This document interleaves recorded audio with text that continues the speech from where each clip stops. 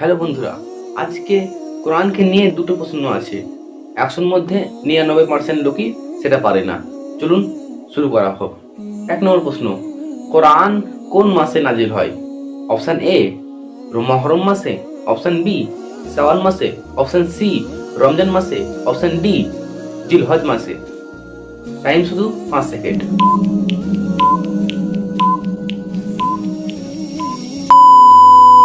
সঠিক উত্তর হলো অপশন সি রমজান মাসে। দ্বিতীয় প্রশ্ন, কোরআন কোন নবীর উপর নাযিল হয়? অপশন এ মুসা আলাইহিস সালাম, অপশন বি ঈসা আলাইহিস সালাম, অপশন সি মুহাম্মদ সাল্লাল্লাহু তাআলা আলাইহি সাল্লাম, অপশন ডি ইব্রাহিম আলাইহিস সালাম। টাইম শুধু 5 সেকেন্ড।